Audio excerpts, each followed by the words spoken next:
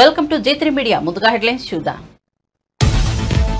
ప్రారంభమైన 18వ లోక్సభ తొలి సమావేశాలు సభ్యులతో ప్రమాణ స్వీకారం చేయిస్తున్న ప్రొటెం స్పీకర్ భర్తృహరి మహతాబ్. తొలుత ప్రధాని మోదీ ఎంపీగా ప్రమాణం. తెలుగులో ప్రమాణం చేసిన కిషన్ రెడ్డి, రామ్మోహన్ నాయుడు.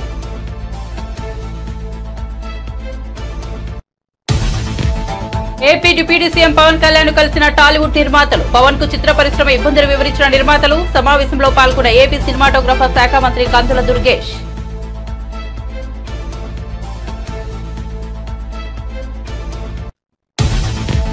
విద్యాశాఖ మంత్రిగా మెగా డిఎస్సీ ఫైలుపై సంతకం చేసిన లోకేష్. 16,000 పోస్టుల భర్తీకి సీఎం చంద్రబాబు ఆమోదం. ఆర్భాటాలు వద్దంటూ తన కుర్చీకి చుట్టిన టవల్ తీసేసిన మంత్రి.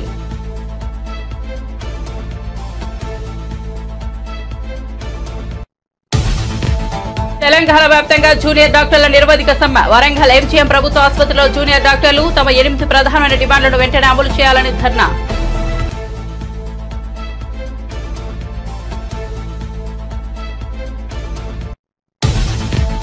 సీఎం చంద్రబాబు అధ్యక్షతన కేబినెట్ సమావేశం. కేబినెట్ భేటీ వివరాలను మీడియాకు తెలిపిన మంత్రి పార్థసారథి. ఎన్నికల హామీలను నిలుపుకుంటున్నామని వెల్లడి.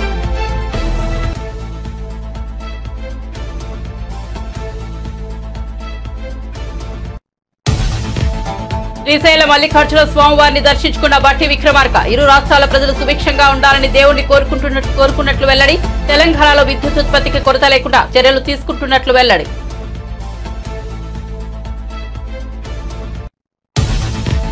నాడు ప్రకటన తర్వాతే మోదీ ఎమర్జెన్సీని అమలు చేశారన్న ఖర్గే. ఎలాంటి ప్రకటన చేయకుండా మోదీ ఎమర్జెన్సీని కొనసాగిస్తున్నారని విమర్శ.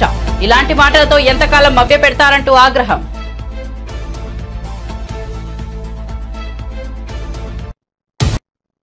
ఇక వార్త వివరాల్లోకి వెళ్తే టాలీవుడ్ నిర్మాతల బృందం AP deputy CM Pawan Kalyan కలిసింది. Allu Aravind, Dil Raju, AM Ratnam, Ashwini Dutt, Yelamanchili Ravishankar, Naveen Yerneni, S Radhakrishna, Bhogavalli Prasad, DVV Danayya, Suresh Babu, Supriya, Bunny Vas, NV Prasad, Naga Vamsi, TG Vishwaprasad, Vamsikrishna ఈ మధ్యాహ్నం విజయవాడలోని deputy CM Pawan Kalyan camp కార్యాలయానికి వచ్చారు. అప్పటికి కేబినెట్ సమావేశం ముగించుకుని వచ్చిన పవన్ కళ్యాణ్ సినీ నిర్మాతలతో భేటీ అయ్యారు. మర్యాదపూర్వకంగా జరిగిన సమావేశంలో ఏపీ సినిమాటోగ్రఫర్ శాఖ మంత్రి కందుల దుర్గేష్ కూడా పాల్గొన్నారు. పిఠాపురంలో గెలిచి ఏపీ డిప్యూటీ సీఎం అయిన సందర్భంగా పవన్ కళ్యాణ్ నిర్మాతలు అభినందించారు. మంత్రిగారు విజయవంతం కావాలని శుభాకాంక్షలు తెలిపారు.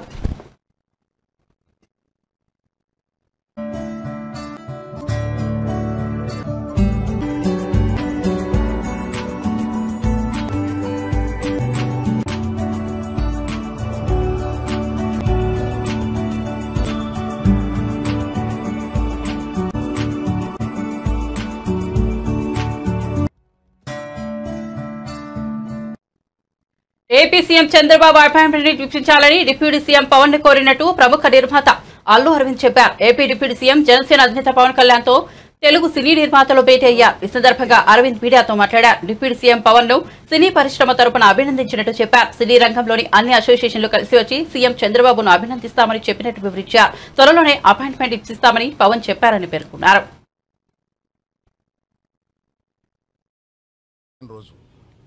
ఈరోజు మా అందరికీ చాలా సంతోషకరమైన రోజు. ఇవాళ పవన్ కళ్యాణ్ గారిని కలవడానికి వచ్చాము. ఇది ఒక గుడ్ విల్ విజిట్. ఈ విజిట్లో ఏంటంటే మేము కులాసాగా మాట్లాడుకోవడం కాకుండా మేము ప్రత్యేకంగా వచ్చింది chief minister, honourable chief minister గారి అపాయింట్మెంటు ఇస్తే మా ఇండస్ట్రీ మొత్తం తరలి వచ్చి, అంటే మా ఛాంబరు ఇతర అన్ని అసోసియేషన్స్ కలిపి ఒకసారి వచ్చి చీఫ్ మినిస్టర్ గారిని, ఉప ముఖ్యమంత్రి పవన్ కళ్యాణ్ గారిని, వీరందరినీ అభినందించడానికి ఒకరోజు మాకు అపాయింట్మెంట్ ఇప్పించండి అని అడగడానికి వచ్చాం. వారు తప్పకుండా త్వరలో అది చేస్తామన్నారు. ఆ పని మీద వచ్చాం. చాలా మనస్ఫూర్తిగా కాసేపు మాట్లాడి చాలా ఆనందపడ్డాం.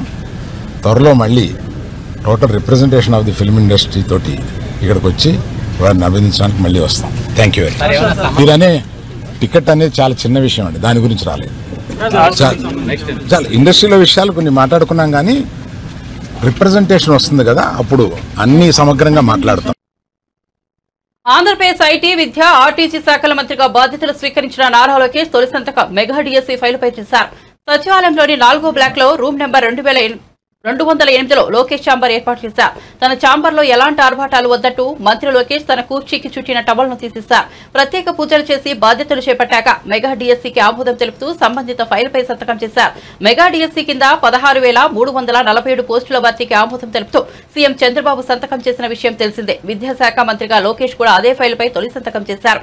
అంతకుముందు సచివాలయంలో మంత్రి లోకేష్ కు అధికారులు ఘనస్వాగతం పలికారు. బాధ్యతలు స్వీకరించిన మంత్రి లోకేష్ కు సహచర మంత్రులు నిమ్మల రామానాయుడు, రాంప్రసాద్ రెడ్డి, సవిత, గుమ్మడి సంధ్యారాణి, కొండపల్లి శ్రీనివాస్, మాజీ ఎంపీ గల్లా జయదేవ్, మాజీ ఎంపీ కనకమెడల, పార్టీ ఎమ్మెల్యేలు తదితరులు అభినందనలు తెలిపారు.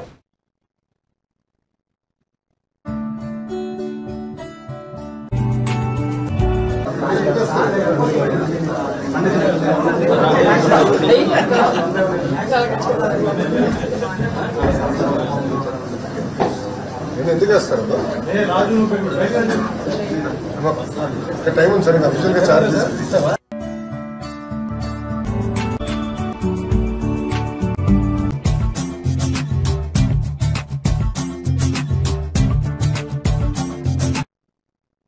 పద్దెనిమిదవ లోక్సభ తొలి సమావేశాలు కొనసాగుతున్నాయి. సభ్యులతో ప్రొటెం స్పీకర్ భర్తృహరి మహతా ప్రమాణ స్వీకారం చేస్తున్నారు. తొలుత ప్రధాని మోదీ వారణాసి ఎంపీగా ప్రమాణం చేశారు. అనంతరం కేంద్ర మంత్రులు, ఇతర సభ్యులు ప్రమాణం చేస్తున్నారు. ఈ క్రమంలో కేంద్ర మంత్రులు కిషన్ రెడ్డి, రామ్మోహన్ నాయుడు తెలుగులో ప్రమాణ స్వీకారం చేశారు. తొలి రోజు 280 మంది ఎంపీలు ప్రమాణం చేయనున్నారు. మిగిలిన వారు మంగళవారం ప్రమాణ స్వీకారం చేస్తారు. అనంతరం స్పీకర్ ఎన్నికకు నామినేషన్ కార్యక్రమం మొదలవుతోంది. ఈ నెల 26న స్పీకర్ ఎన్నిక పూర్తవుతుంది. 27న రాజ్యసభ సమావేశాలు కూడా ప్రారంభమవుతాయి. అదే రోజు ఉభయ సభలను ఉద్దేశించి రాష్ట్రపతి ద్రౌపది ముర్ము ప్రసంగించనున్నారు.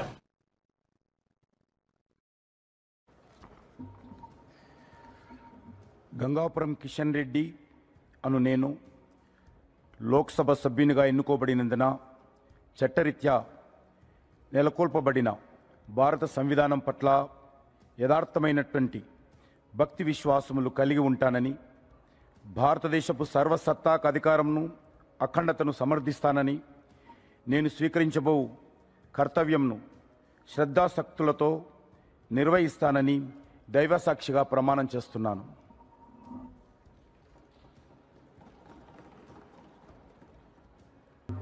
కింజరాపు రామ్మోహన్ నాయుడు అనే నేను లోక్సభ సభ్యుడిగా ఎన్నికైనందున శాసనం ద్వారా నిర్మితమైన భారత రాజ్యాంగం పట్ల నిజమైన విశ్వాసం, విధేయత చూపుతానని, భారతదేశ సార్వభౌమత్వాన్ని, సమగ్రతను కాపాడుతానని, నా బాధ్యతలను శ్రద్ధాశక్తులతో మరియు అంతఃకరణ శుద్ధితో నిర్వహిస్తానని దైవ సాక్షిగా ప్రమాణం చేస్తున్నాను.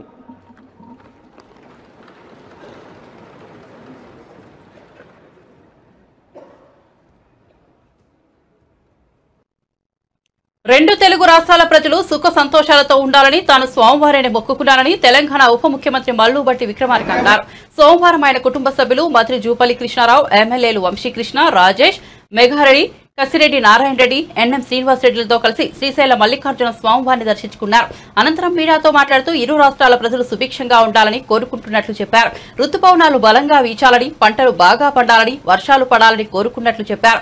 తెలుగు వారందరి జీవితాల్లో వెలుగులు నిండాలని తెలంగాణ ప్రభుత్వం తరపున దేవుడిని కోరుకున్నానన్నారు. ప్రపంచంలో తెలుగువారు ఎక్కడ ఉన్నా వారి జీవితాల్లో వెలుగులు నింపాలని, మంచి పేరు తీసుకురావాలని, మల్లికార్జున బ్రహ్మరాంబిక అమ్మవారి ఆశీస్సులు మెండుగా ఉండాలని కోరుకున్నానన్నారు. శ్రీశైల మల్లికార్జున స్వామి వారి దర్శనం చేసుకొని వారితో పాటు అమ్మవారి దర్శనం కూడా చేసుకొని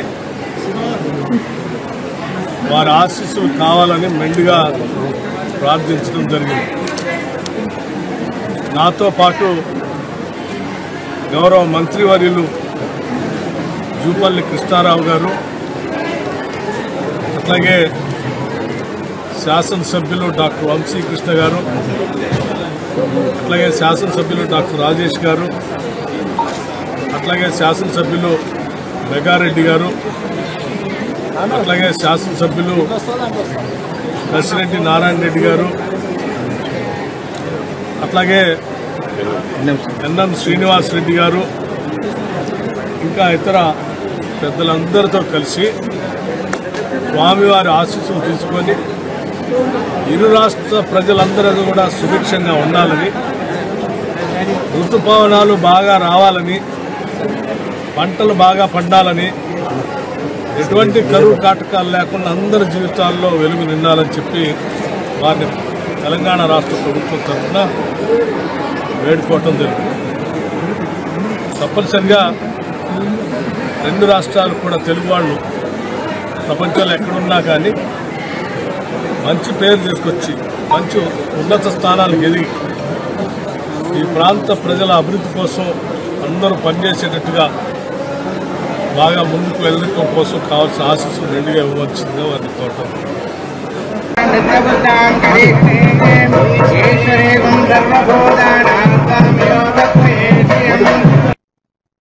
లోక్సభ సభ్యులుగా దగ్గుపాటి పురంధేశ్వరి బండి ప్రమాణ స్వీకారం చేశారు. ఇద్దరు కూడా తెలుగులో ప్రమాణం చేశారు. వీరితో పాటు ఎంపీ కలిశెట్టి అప్పలనాయుడు కూడా ప్రమాణం చేశారు. ఈ సందర్భంగా పురంధేశ్వరి ట్వీట్ చేశారు.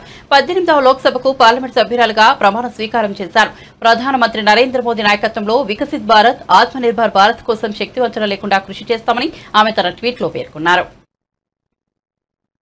పురంధేశ్వరి అని నేను లోక్సభ సభ్యురాలిగా ఎన్నికైనందున శాసనం ద్వారా నిర్మితమైన భారత రాజ్యాంగం పట్ల నిజమైన విశ్వాసం, విధేయత చూపుతానని, భారతదేశ సార్వభౌమత్వాన్ని, సమగ్రతను కాపాడుతానని, నా బాధ్యతల్ని శ్రద్ధాశక్తులతో మరియు అంతఃకరణ శుద్ధితో నిర్వహిస్తానని దైవసాక్షిగా ప్రమాణం చేస్తున్నాను.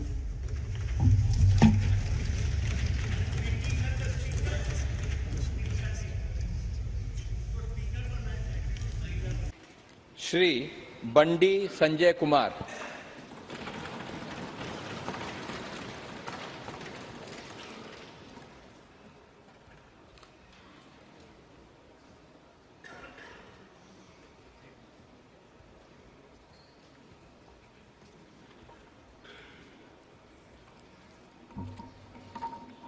బండి సంజయ్ కుమార్ అని నేను లోక్సభ సభ్యుడిగా ఎన్నికైనందున శాసనం ద్వారా నిర్మితమైన భారత రాజ్యాంగం పట్ల నిజమైన విశ్వాసం, విధేయత చూపుతానని, భారతదేశ సార్వభౌమత్వాన్ని, సమగ్రతను కాపాడుతానని, నా బాధ్యతలను శ్రద్ధాశక్తులతో నిర్వహిస్తానని దైవ సాక్షిగా ప్రమాణం చేస్తున్నాను.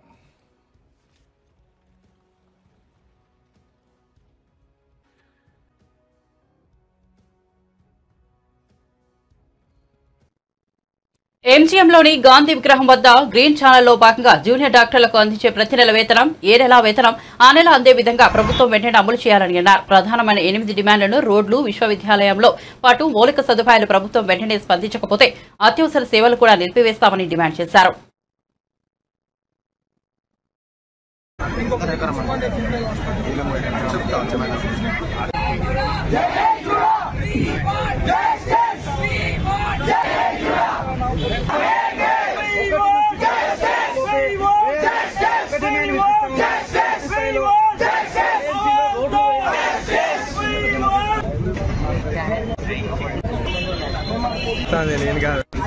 తెలిపి మాకు ఇక ఇంకో ఆప్షన్ లేక ఈ సమ్మెకు 24వ తారీఖు దిగాము. ఈ రోజు మన finance minister and health minister ఒకటి రిలీజ్ చేశారు. బడ్జెట్ హెల్త్ డిపార్ట్మెంట్ కి ఇచ్చామంటూ. అందులో అది జిమ్మిక్ మాత్రమే. అసలు మాకు కావాల్సింది ప్రాపర్ జీవో.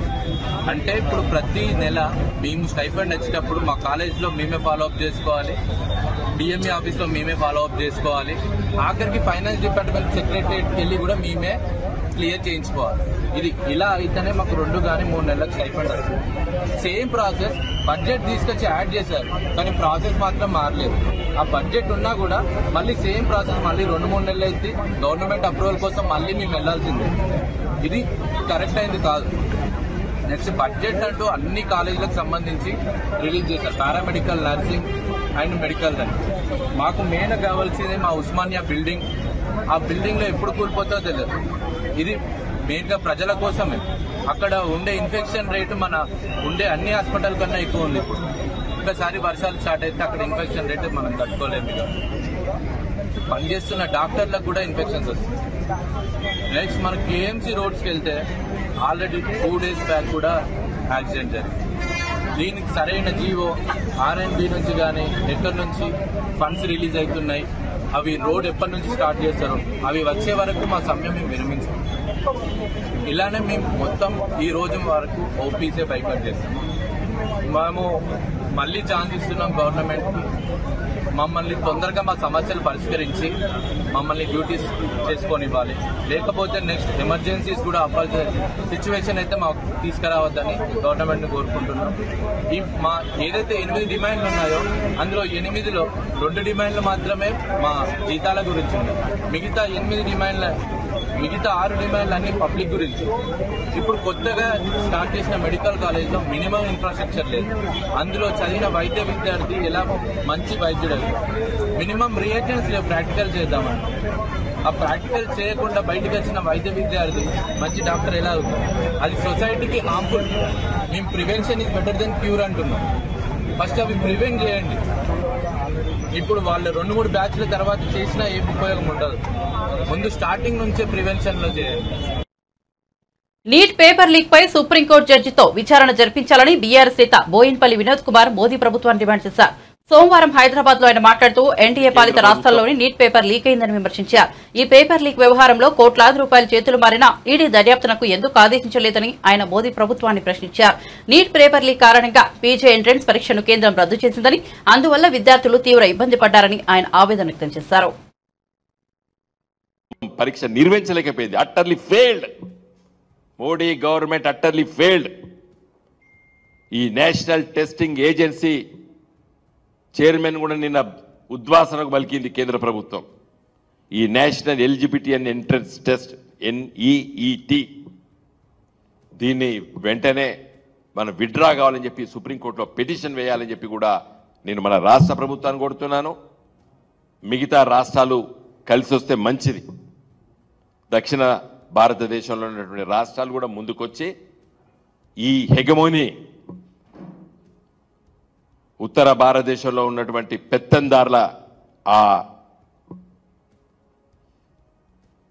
ఏదైతే వాళ్ళ గుప్పుట్లో ఉన్నటువంటి దీనికి మనం చేరవలసిన అవసరం లేదు. ఈ సుప్రీంకోర్టు జడ్జిమెంట్ను సుప్రీంకోర్టు దృష్టికి తీసుకొద్దాం. మీరు మంచుకో చెడుకో మీరు నిర్ణయం చేసింది కాబట్టి మీరు 2017లో తప్పలేదు మమ్మల్ని నీటిలో రావడానికి. కానీ అలా మీరు పునర్విచారించాలి. మేము విత్డ్రా కావాలి. పరీక్షలు కండక్ట్ చేస్తలేరు. ఎంసెట్ పరీక్ష అండి ఒక 60 ఏండ్లు మన తెలుగు రాష్ట్రం ఆంధ్రప్రదేశ్లో బ్రహ్మాండంగా నడుపుకున్నాం. ఎప్పుడు కూడా లీక్ కాలేదు ఎంసెట్ ఎంట్రన్స్ పేపర్. మంచిగా ఎగ్జామ్ రాసిండ్రు. పిల్లలు మెరిట్లో దొరికినాయి మనకు పిల్లలకి MBBS సీట్లు, బీటెక్ సీట్లు. కాబట్టి దయచేసి మేము రిక్వెస్ట్ చేస్తున్నాము, మా పార్టీ తరఫున కూడా మేము డిమాండ్ చేస్తున్నాము. ఇది 2017లో సుప్రీంకోర్టు తీర్పు వల్ల 2 తెలుగు రాష్ట్రాలు మనము అయిష్టతతోనే మనం జైన్ కావాల్సి వచ్చింది. పీజీలు అయితే 50% సీట్ ప్రభుత్వ సీట్లు ఇవ్వాలి. ఇలా కేసీఆర్ గారి పుణ్యాన ప్రతి జిల్లాకు మెడికల్ కాలేజ్ వచ్చింది తెలంగాణలో. 35, 36 ప్రభుత్వ మెడికల్ కాలేజీలు వస్తున్నాయి. నిన్న రేవంత్ రెడ్డి గారు వారి కాన్స్టిట్యూన్సీలో కొడంగల్ కూడా పెట్టుకున్నాడు ఒకటి.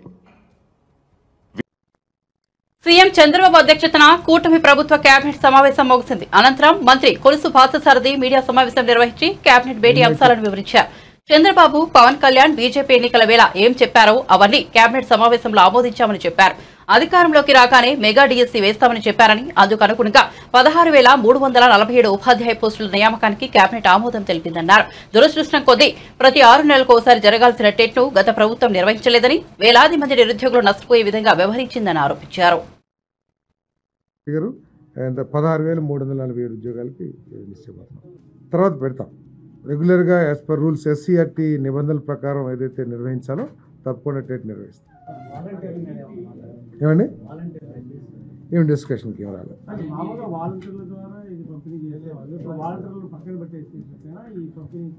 వాళ్ళు కూడా వీళ్ళతో పనిచేస్తారేమో. ఇది సచివాలయం స్టాఫ్తోనే పెన్షన్లు డిస్ట్రిబ్యూట్ చేయబోతాయి. డోర్ టు డోర్ ప్రతి ఇంటికి కూడా సచివాలయ ఉద్యోగస్తుల ద్వారా పెన్షన్ డిస్ట్రిబ్యూట్ చేస్తారు.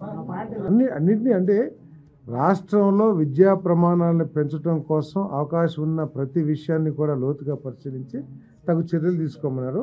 దాంట్లో భాగంగానే ఈరోజు టీచర్స్ ఉండాలి, అసలు విద్యా బోధన చేసేవాళ్ళు లేకపోతే విద్య ఎట్లా అందుతుంది అనే ఉద్దేశంతో ఖాళీలున్న ప్రతి 16,347 పోస్టులు భర్తీ చేయడమే కాకుండా ప్రతి సంవత్సరం కూడా రెగ్యులర్గా డిఎస్సి పెట్టి వచ్చిన ఖాళీలన్నీ కూడా భర్తీ చేయాలని కూడా నిర్ణయం తీసుకున్నాం. ఏం లేదు, నేను చెప్పినవి క్యాబినెట్లో డిస్కషన్. ఏదండి వాళ్ళు చేసింది అయిపోయింది కదా, వాళ్ళు చేశారు కదా. ఇప్పుడు మౌలిక సౌకర్యాలు ఏర్పాటు చేస్తానికి కూడా ప్రాధాన్యత ఇస్తాం, దాంట్లో ఎటువంటి డౌట్ లేదు. కానీ చదువుకు ముఖ్యం, విద్యాబోధన చేసేవాళ్ళు కావాలి కదా. విద్యాబోధనను వదిలేసేసి బిల్డింగ్ కట్టాము లేకపోతే రంగులేసామంటే విద్య అభివృద్ధి చెందదు కదా. కాబట్టి ముందు విద్యా ప్రమాణాలు పెంచడం కోసం, విద్యాభివృద్ధి కోసం టీచర్స్ని, ఖాళీలు ఉన్న టీచర్స్ అన్నిటి కూడా పోస్టులు కూడా ఫిలప్ చేస్తారు. 50 ఏళ్ల క్రితం విధించిన ఎమర్జెన్సీ గురించి ప్రధాని నరేంద్ర మోదీ నిత్యం ప్రస్తావిస్తూనే ఉంటారని, కానీ 10 ఏళ్లుగా ఎలాంటి ప్రకటన చేయకుండానే ఎమర్జెన్సీని కొనసాగిస్తున్నారని ఏఐసీసీ అధ్యక్షుడు మల్లికార్జున ఖర్గే ఎద్దేవా చేశారు. సోమవారం ఆయన మీడియాతో మాట్లాడుతూ ఇందిరాగాంధీ హయాంలో ఎమర్జెన్సీ విధిస్తున్నామని ప్రకటించాకే దానిని అమలు చేసినట్టు చెప్పారు. ఇలాంటి మాటలతో ప్రజలను మభ్యపెడుతూ ఎంతకాలం అధికారంలో కొనసాగించుకుంటున్నారని మండిపడ్డారు. మోదీ ప్రభుత్వం ప్రజాస్వామ్య విలువలను మంటగలుపుతోందన్నారు. లోక్సభ ఎన్నికలకు ముందే దేశవ్యాప్తంగా చాలా పార్టీలు బీజేపీకి వ్యతిరేకంగా ఏకమయ్యాయని గుర్తు చేశారు. देखिए, संविधान को बचाने के लिए हमने जो कोशिश की थी उसमें सारी जनता हमारे साथ थी, लेकिन मोदी जी संविधान को तोड़ने की कोशिश किए. इसीलिए आज सभी पार्टी के नेता लोग एक होकर ये जो प्रोटेस्ट कर रहे हैं, और यहाँ पर जो गांधी स्टैचू थी और वहीं पर हम प्रोटेस्ट कर रहे हैं. नेहरू, बाबा साहब अम्बेडकर की वहाँ थी और गांधी जी की यहाँ थी. यानी हर नॉर्म्स को, डेमोक्रेटिक नॉर्म्स को तोड़ रहे हैं. इसीलिए आज हम ये दिखाना चाहते हैं, भाई मोदी जी आप संविधान के तहत चलिए.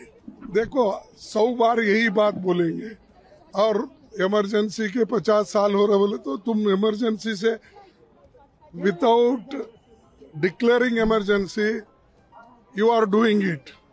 इसीलिए हर बार वही बात बोल के आप कितने दिन ऐसा ही. తాను ఆత్మహత్య చేసుకున్నానని వచ్చిన వదంతులను నమ్మవద్దని వైజాగ్ పెందుర్తి వైఎస్ఆర్సీపీ మాజీ ఎమ్మెల్యే ఆదిప్ రాజ్ పేర్కొన్నారు. కుటుంబ కలహాల నేపథ్యంలో తాను ఆత్మహత్య చేసుకున్నట్లు వచ్చిన ఊహాగానాలపై ఆదిప్ రాజ్ స్పందించారు. అవన్నీ అవాస్తవాలని చెప్పారు. ఆదివారం సాయంత్రం నేతలతో ఆత్మీయ సమావేశం అనంతరం కుటుంబ సభ్యులతో కలిసి భోజనానికి బయటకు వెళ్లినట్లు ఆయన చెప్పారు. గ్యాస్ట్రిక్ నొప్పి రావడంతో ఆసుపత్రిలో చేరారని, ఇప్పుడు ఆరోగ్యంగా ఉన్నారని స్పష్టం చేశారు. ఈ మేరకు ఆయన ఓ వీడియో విడుదల చేశారు.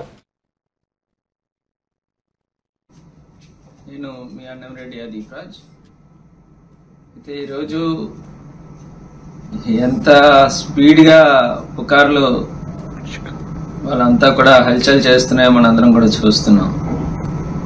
నిన్న సాయంత్రం 4 గంటల నుంచి 6 గంటల వరకు కూడా పెందుర్తి నియోజకవర్గ పరిధిలో ఉన్నటువంటి వైఎస్ఆర్ కాంగ్రెస్ పార్టీ ఆత్మీయ సమావేశం ఏర్పాటు చేసుకొని కార్యకర్తలందరితోని కూడా బ్రహ్మాండంగా కార్యక్రమం చూసుకొని తదనంతరం కుటుంబంతో కలిసి సరదాగా బయటికి డిన్నర్ కూడా వెళ్ళి రావడం జరిగింది.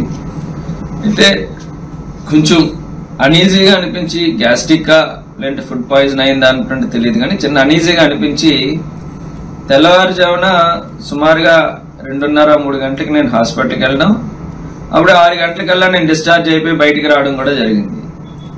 ఏమీ లేనటువంటి విషయాన్ని ఇవాళ ఏదేదో జరిగిపోయినటువంటి విధంగా దాన్ని ఎంతో పెద్ద విషయంగా ఇవాళ మీడియాలో కానీ సోషల్ మీడియాలో కానీ ప్రచారం చేస్తున్నారు. ఇవన్నీ కూడా అవాస్తవం. నేను క్షేమంగా హ్యాపీగా ఇవాళ మా ఇంటికి వచ్చి ఆల్రెడీ రిలాక్స్డ్గా నేను ఉన్నాను. మా కుటుంబ సభ్యులందరితో కూడా బాబుని ఇప్పుడే సిల్వర్ ఓక్ స్కూల్లో కూడా బాబుని కూడా జాయిన్ చేయడం, ఇవాళే జాయిన్ చేయడం కూడా జరిగింది. అంతా హ్యాపీగా ఉంది. ఎవరు ఎటువంటి సందేహాలు, ఇటువంటి వార్తలు వీటిని కూడా నమ్మకూడదని చెప్పి మరీ కోరుకుంటూ ప్రజలందరి దీవెనలు ఆశీస్సులతో మరింతగా పార్టీని బలోపేతం చేయడానికి మళ్ళీ ఏదైతే మనం అనుకున్న స్కెడ్యూల్ ప్రకారం కార్యక్రమాలన్నీ కూడా సవ్యంగానే జరుగుతాయి. అందరికీ నమస్కారం. బులెటిన్ ముగించే ముందు హెడ్లైన్స్ మరోసారి చూద్దాం.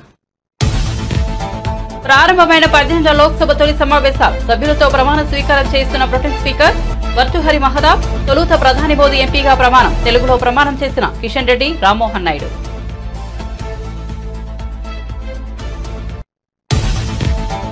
AP deputy CM Pawan Kalyan కలిసిన టాలీవుడ్ నిర్మాతలు. పవన్ కు చిత్ర పరిశ్రమ ఇబ్బందులు వివరించిన నిర్మాతలు. సమావేశంలో పాల్గొన్న ఏపీ సినిమాటోగ్రఫీ శాఖ మంత్రి కందుల దుర్గేష్.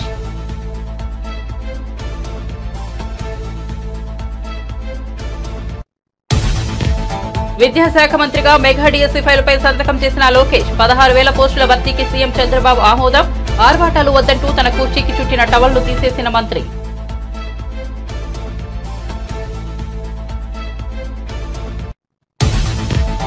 తెలంగాణ వ్యాప్తంగా జూనియర్ డాక్టర్ల నిరవధిక సమ్మె. వరంగల్ ఎంజీఎం ప్రభుత్వ ఆసుపత్రిలో జూనియర్ డాక్టర్లు తమ 8 ప్రధానమైన డిమాండ్లను వెంటనే అమలు చేయాలని ధర్నా.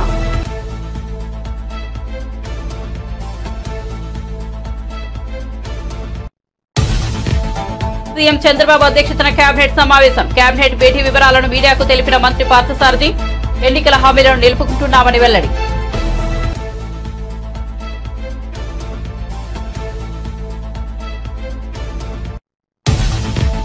శ్రీశైలం మల్లికార్జున స్వామివారిని దర్శించుకున్న బట్టి విక్రమార్క. ఇరు రాష్ట్రాల ప్రజలు సుభిక్షంగా ఉండాలని దేవుడిని కోరుకుంటున్నట్లు వెల్లడి. తెలంగాణలో విద్యుత్ ఉత్పత్తికి కొరత లేకుండా చర్యలు తీసుకుంటున్నట్లు వెల్లడి.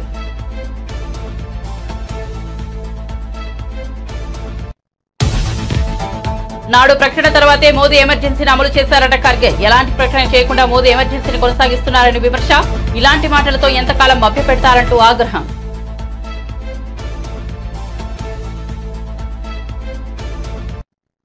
మరిన్ని అప్డేట్స్ కోసం చూస్తూనే ఉండండి G3 మీడియా.